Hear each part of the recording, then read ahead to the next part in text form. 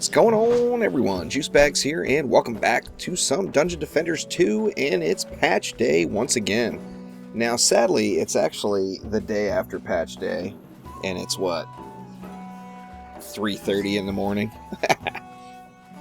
I had to work about 12 and a half hours today, so I actually just got home from work. Now, I did play around a little bit with the new map, the new hotness, before I went to work, and played around with some of the bugginess and glitchiness, and then ran it again once when I got home just to check it out. Now, I will say this is kind of my first day build. This is by no means a streamlined build of Altar of the Athame, or however the hell you pronounce that. I'm sure I'm massacring it. Let's go ahead and hop right on in. Now, like I said, this isn't a streamlined build. This is more of a complete overview of the map. I want to show you guys all the little bells and whistles that are out there. Now, first things first, of course, we got the newest version of the Assassin. Not what a lot of people wanted, but it's still cool. It's fun to play with. It's not a super challenging map as far as the mob difficulty, but of course it does take a little practice just learning how to deal with these assassins. The basic gist of the map is you're going to kill baddies and get these tomes to drop. It's going to take 4 tomes that you're going to bring up here to the Dark Realm altar. Now all you have to do is run up to it. You see you can hit E to activate. You don't want to hit E yet. Just run up here and you'll see that the altar will get a charge from each of the tomes. It's going to require 4 of them. When that happens, it's going to unlock these statues. The statues are going to be invulnerable, not able to take any damage, not even see a health bar until you pop your Dark Altar. When you pop it, you're going to have 9 seconds to DPS that statue down. Now, of course, you can do it in multiple passes. I'm going to do it on an EV2 EV2 DPS, showing a very easy way to achieve it. If you do need to take multiple passes, no big deal. Just run out, collect 4 more tomes, pop the altar again, burn it down the rest of the way. The first time I did the map, I actually took like 3 or 4 passes on a couple of the waves, just because I didn't really know what to expect. Now, this map does not have any flyers with the exceptions of the assassins, so it makes it very easy to look at your mini-map and see exactly where the assassins are. And like I said, half the battle with the map is just being conscious as to where they're at and not getting yourself into any trouble. Let's go ahead and just get started building. I'm going to start off on my Serenity Aura Monk. Now, like I said, this is a complete overkill build, but I just wanted to kind of show off all the little bells and whistles and all the goodies that are on the map. Now I'm going to throw 3 Serenities down, 1 at each entrance. And this build, I'll be honest with you, is completely inspired by my massive Dungeon Defenders Eternity grind I did on this map. And it works. So, like I said, it's not the streamlined build. It's definitely not the fastest way. This video will probably be too damn long for anybody to watch. However, I'm going to show you all the goodness. You got these Assassin's Bells. You pop that bad boy, it's going to stun all the assassins on the map. So use those frequently. I think I mentioned it, Scarecrow did a video, and he actually does a really good job of kiting those assassins around. I'll put the link down in the description below. Make sure you shoot on over there and give Scarecrow some love. Now, you also got this Assassin's Potion. The first multiple times I used this, or I ran the map, I didn't use it at all. And it's really unnecessary, to be honest with you. But if you're concerned about the assassins or they're getting the best of you and you're using an EV2 for DPS, by all means pop these potions, because you pop that bad boy, it gives you 30 seconds of invulnerability from the assassins. I mean, how awesome. Now you are going to have another bell up here. You pop that bad boy, it's going to stun them all on the map. Those bells are on separate cooldowns, so you can pop one, run up and pop the other, and kind of chain the stuns if you time it right. They do have a 20-second cooldown, so essentially you can pop an assassin stun every 10 seconds between the 2 bells. Alright, I'm going to hop on over to my EV. I'm going to bust out my not quite developed, but coming along nicely, buff beamer. This EV is just going to do buff beams and nothing else. Not spectacular yet. See a 1268 DP bonus unadjusted. Not terrible, but not spectacular. So still working on him, but still the guy that I want to use right now. Now, one of the reasons I use the EV DPS is you are going to have to run down here quite a bit. Now, I try to set this map up where I don't really have to worry about any of the bads down here, but you are going to spend some time running down here. So, to kind of remedy having any issues, I'm using the EV to help myself jump up to the top. Now, it's real easy to get caught on stuff right here. There are spots where you can glide over it, like I just did. However, two real easy spots to get across is one is right here, and then of course the other, you see the little whatever you want to call that is broken right there, so it's real easy to pop up right through there as well. I use both of those quite often. Now we're going to go ahead and get to our buffing upstairs. Now, when I first started doing this map, I put a big like L-shaped buff beam in like that and loaded it up with PDTs and archers, and it got the job done. But I kind of like the flavor a little bit more if I do it more like this, with one here and one over there. But for the sake of managing the DU right now, I'm going to go back to just doing the big L shape. So I'm going to put this guy way back here and up and out of the way a little bit. I do want to get it in as close to the corner there as possible. And then I'm going to drag it just over to the top of the stairs right here and throw it on down. It's going to save you a couple of DU doing it that way. Like I said, it's not my preferred way just because the build doesn't look pretty and clean. Alright, now that we got those down, let's go ahead and switch over and get some PDTs in. One of the reasons I wanted to get this over here is, of course, we know the PDTs will shoot through walls. The poison damage will. So we got good placement right there with no worries of getting any interference from the wall, as the PDT is still going to wreck house as it goes through there.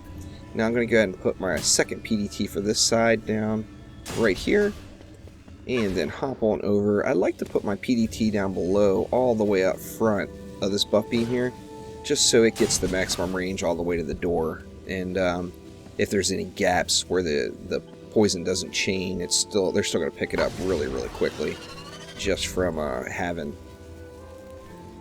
that PDT up close. Now I am going to go with 3 archers down below here.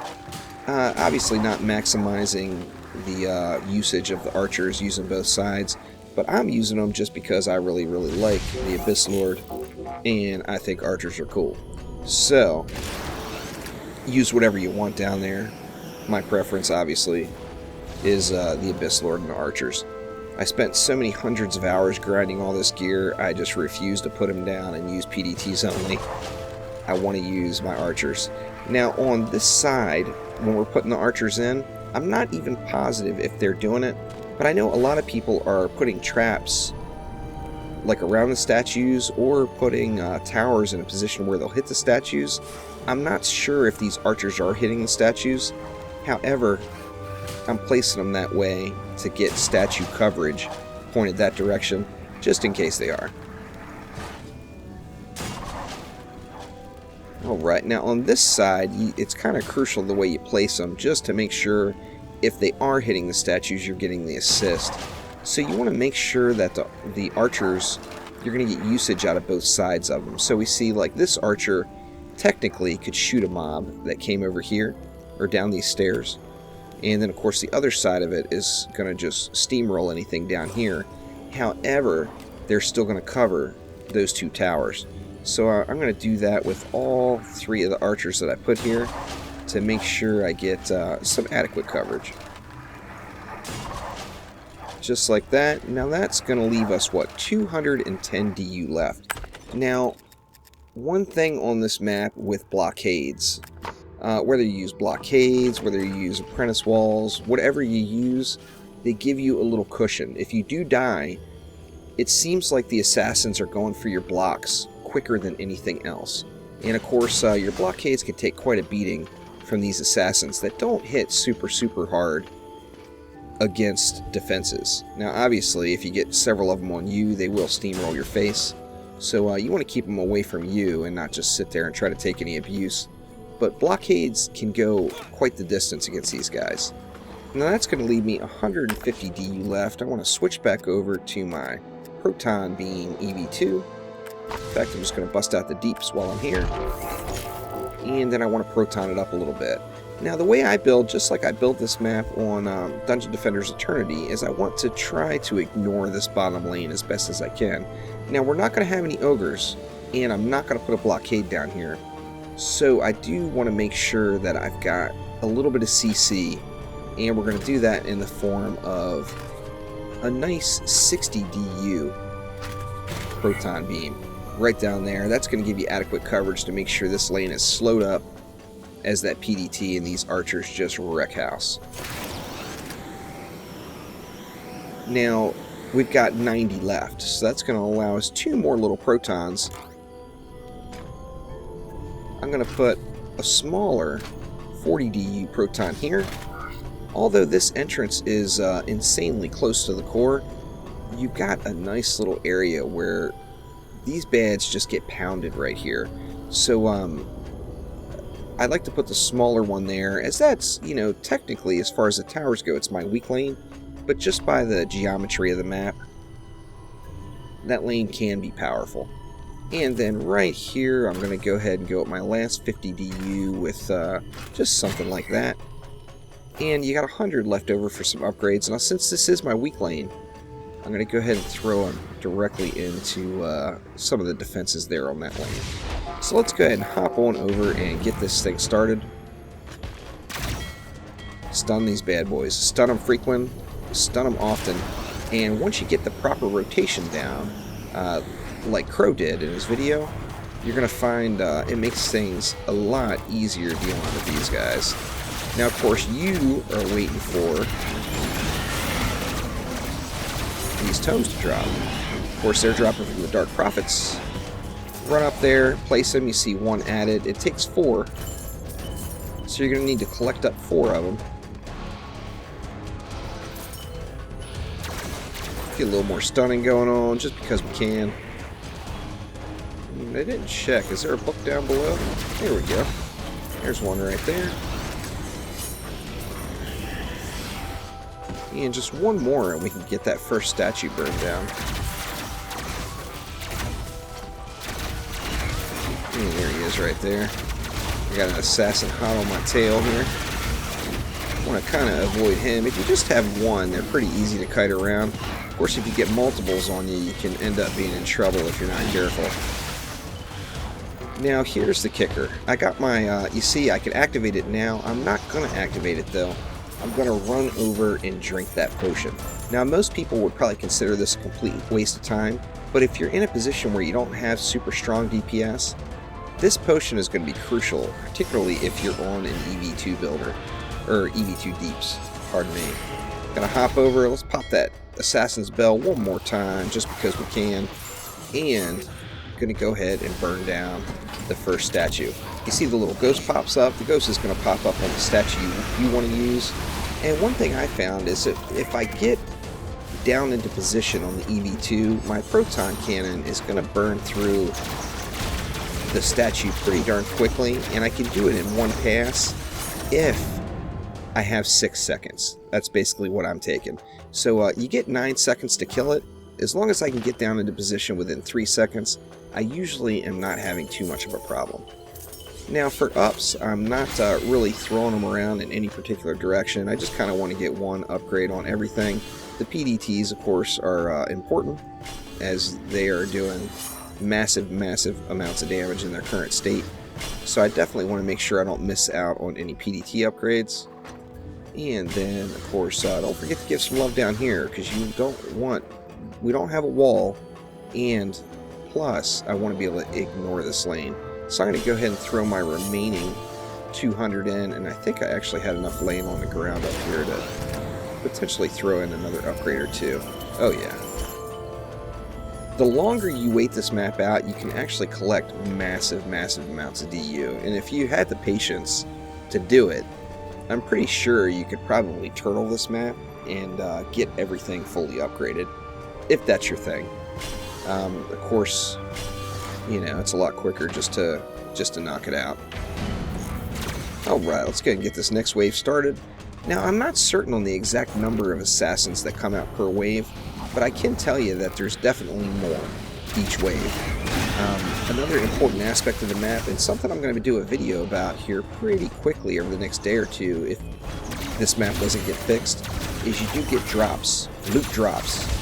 So you potentially have an unlimited source of AFK farming possibilities just by letting this map run and letting the mobs come, particularly in like a wave, you know, a wave 4, and just collecting massive amounts of loot. Now, I have seen quite a few legendaries drop here, so I know that's a possibility. However, of course, the bulk of the stuff is going to be blues and purples. And you see I've got an assassin just randomly beating on that blockade. I'm going to go ahead and throw a little stun in just to keep him occupied for a second. How rude of him, huh? There is, like I said, there's quite a bit of bugginess with the assassins. They're just going to sit there and hammer on random stuff right now until I get back over there close. I'm going to just do the same thing. Pop my potion. I'm going to run over here and ring that bell.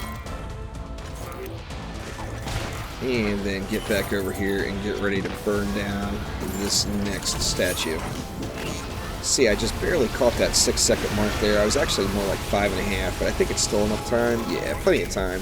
Burning them down. Of course, now the assassins are vulnerable. And your archers and PDTs kind of make light work of the assassins as they're floating around. That, of course, is the benefit of having using the archers and having the opposite side. Although it is quite a bit of overkill, it makes the assassins basically just all disappear in between. Now, I think I mentioned it. I'm not positive though on the training dummies. Of course, my squire is 100% set to use training dummies right now. That's what I use on almost every map that I use blocks. However, on this map, although the assassins are invulnerable when they're just floating around during the normal wave, they are not invulnerable to the teleport. So your training dummies will, if you know, obviously if you've got the Harbinger sword, they will teleport the assassins back to the spawn. That's not necessarily a good thing, and in fact, I've ended this map multiple times before I went to work, before I realized how bad of an idea it was, with bugged assassins that I couldn't kill. Their spawn points are in very peculiar places, so just don't use training dummies.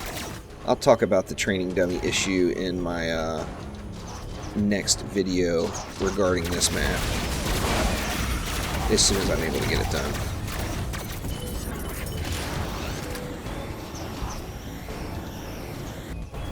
Let's see, we're starting to roll in now. I think I'm just going to go ahead and get that bell rung again. You see, there's a legendary sitting on the ground over there. So you will get some loot.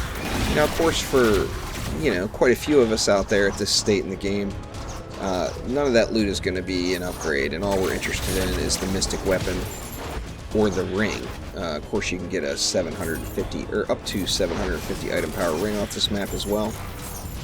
And as you see, just from my little failed jumping there, the assassins are pretty easy to avoid if you know where they are. So pay attention to your mini-map. Try not to roll into, a group of 5 of them just chillaxing over in the corner somewhere, as that can end up being some serious discomfort. Alright, gonna do the same thing, rinsing and repeating with the potion. Like I said, the potion is complete overkill, really isn't needed, but it gives you pretty much free reign on your proton cannon through its full channel. Close one. Ooh, 5 seconds. Let's see if that's enough. Maybe 5 seconds is the mark. Hell, it actually looks like maybe 4 even. So you got plenty of time there. Of course, assassins are floating around. Just burn them down. You see the archers are just wrecking their faces in now.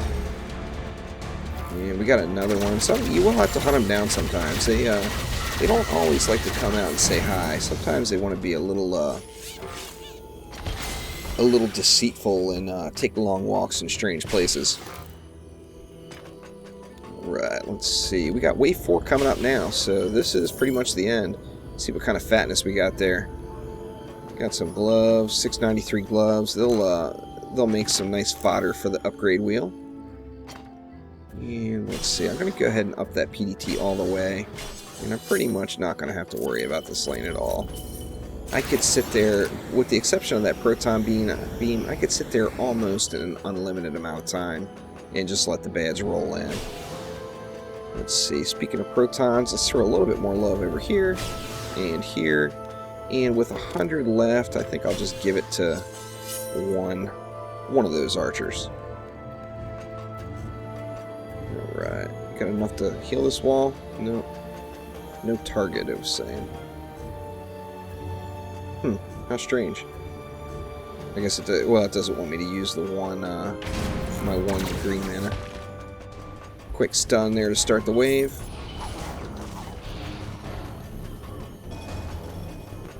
And we got bads down here. Now, if you sit here and just get right up in the face of the Dark Prophet, although they are very, very easy to burn down, they're very quick to burn, they will punch you in the face, and it's not very comfortable. Alright, let's see, we got assassins on that block again. They just do not like that blockade for some reason. Let's give that block a little stun. Give that block a little bit longer life expectancy. Now, I have had that blockade. The last run I did, that blockade dropped on me, and I still completed the map without any problems. I didn't bother rebuilding it. But there's lots and lots of bads running around, and they just don't like that blockade for some reason. Let's see, and then number 4 right here. Of course, I got the stun there, so that's going to give me a little bit of a run. They came out of it right at the end. That could have been another unfortunate and uncomfortable situation. Once again, going over to the Assassin's Potion. Getting my invulnerability buff. Gonna ring that bell.